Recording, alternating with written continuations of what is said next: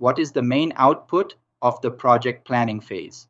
The main output of the project planning phase is the project management plan, which integrates various subsidiary plans. What are some of the subsidiary plans included in the project management plan?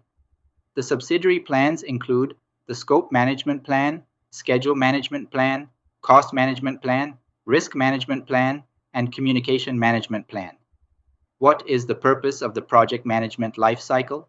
The project management life cycle guides the project through its phases: initiation, planning, execution, monitoring and controlling, and closing. What does planning a project involve? Planning a project involves preparing guidelines on how to handle potential issues, manage scope changes, and ensure that resources are used wisely. How are templates used in project management planning? Templates provide a structured format for project deliverables like the project charter and project management plan, simplifying the planning process. What are the different approaches to project development? The approaches include predictive, plan-based, iterative, incremental, and hybrid approaches. What is rolling wave planning?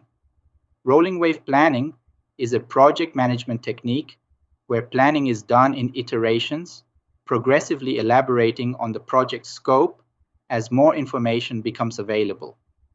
What is progressive elaboration in project management? Progressive elaboration refers to the process of continuously refining and defining the project scope as the project progresses. What is the purpose of milestones in project management? Milestones mark significant points in the project timeline, such as the completion of major deliverables or phases. What is the purpose of the work breakdown structure, WBS, in project management?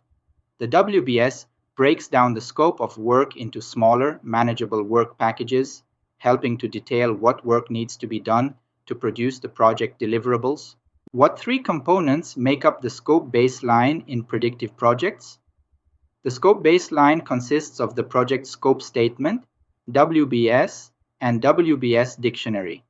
What is the purpose of a requirements traceability matrix, RTM? An RTM tracks requirements throughout the project lifecycle, linking them to the corresponding work and ensuring all requirements are fulfilled.